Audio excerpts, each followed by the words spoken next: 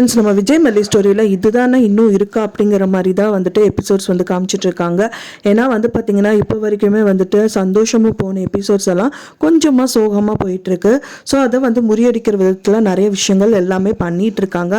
மல்லி சரி, தேவசேனாவும் சரி, தான் அப்போ வந்து பார்த்திங்கன்னா ஒரு இடி விழுந்த மாதிரி அவங்க லைஃப்பில் வந்துட்டு இப்போ வந்துட்டு ரொம்பவே கொஞ்சம் சோதனைகள் நடந்துட்டுருக்கு அப்படின்னு சொல்லலாம். மெயின் அந்த ராஜி வந்து கடைசியில் வந்து ரஞ்சிதா அவங்க சொல்கிற டயத்தில் வந்து அவங்கள அவாய்ட் பண்ணிட்டு அங்கேருந்து கூட்டிகிட்டு போகிறது தான் பெரிய பிரச்சனையாக அவங்களுக்கு இருக்குது. ஸோ இருந்தாலும் வந்துட்டு தேவசேனா வந்து நாலா பக்கமும் சிந்திக்கிறவங்க.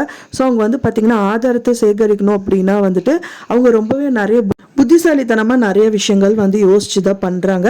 கதிரேஷன் முதல்ல வந்துட்டு அவங்களுக்கு காசு கொடுத்து எல்லாமே பண்ணிட்டு இருக்கும்போது ஸோ எல்லாமே அக்செப்ட் பண்ணுற மாதிரி பண்ணிட்டு ஸோ அதையும் ஒரு வீடியோ ரெக்கார்ட் பண்ணி அவருக்கே வந்துட்டு செக் பாயிண்ட் வச்சவங்க தான் வந்து தேவசேனா மேடம்.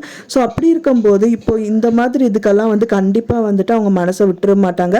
அதுக்கு முன்னாடியே நிறைய பிளான் வந்து யோசிச்சு வச்சிருப்பாங்க. அதை வந்து பண்ணி முடிச்சிருப்பாங்க அப்படின்னு தான் எதிர்பார்க்கப்படுது. ஏன்னா இப்போ அவங்களுக்கு தேவையானது வந்து ஒரே ஒரு ஆதாரம் மட்டும்தான். மெயினாக விஜய் இந்த கொலை பண்ணலை அப்படிங்கிறதுக்கான மெயின் ஆதாரம்.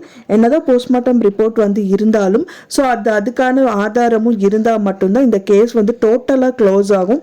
திரும்பவும் அந்த கேஸ் வந்து எடுத்தாலும் வந்து செல்லுபடி ஆகாது அப்படிங்கிற மாதிரி ஏதாவது ஒரு விஷயங்கள் கண்டிப்பாக பண்ணி தான் இருப்பாங்க. ஸோ அதே மாதிரி தான் வந்து பார்த்தீங்கன்னா மல்லி ரொம்பவே அப்செட் ஆகி அவங்க ஆஃபீஸில் 2 பேரும் பேசிகிட்டு இருக்காங்க. அந்த டயத்தில் வந்து தேவசேனா மேம் கிட்ட அவங்க கிட்ட மல்லி பேசுகிறாங்க.